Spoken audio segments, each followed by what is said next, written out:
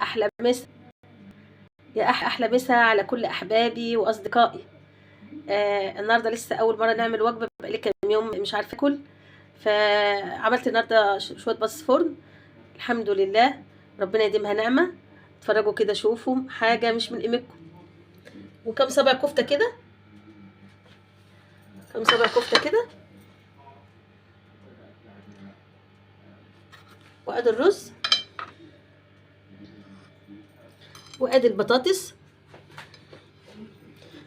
لسه طالعه من الفرن،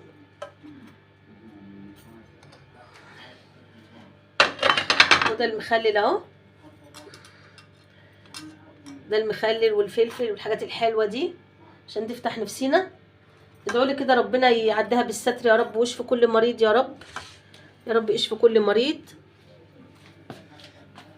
ودي دوبك كل واحد 3 كفتات كده، يعني عشان اللحمه غاليه، الفراخ غاليه، كل حاجه غاليه، يعني احنا فكل الناس ماشيه على قدها دلوقتي.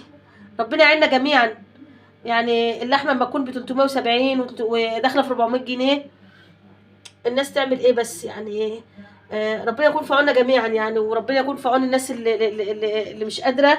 احنا بناكل بعينهم، وما بيهونش عليه اعمل كذا اكله عشان باكل بعينيهم، باكل بعينيهم والله العظيم. فكلنا كده ماشيين على القد عشان اخواتنا واهلي. وبهني كل اهلي الاقباط بعيدهم، كل سنه وهم طيبين، عيد سعيد عليهم وعيد سعيد على مصر كلها.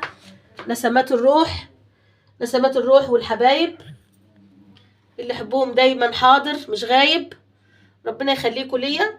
يا رب اكون بعرف اصور كويس، لسه قايمه من العيا يعني، الحمد لله لسه بتعافى الحمد لله. ربنا يشفي كل مريض وربنا يخليكم وما تحرمش منكم ابدا.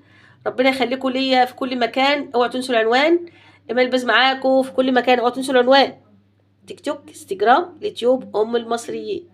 يا هلا بيكم، يا الف مرحبا.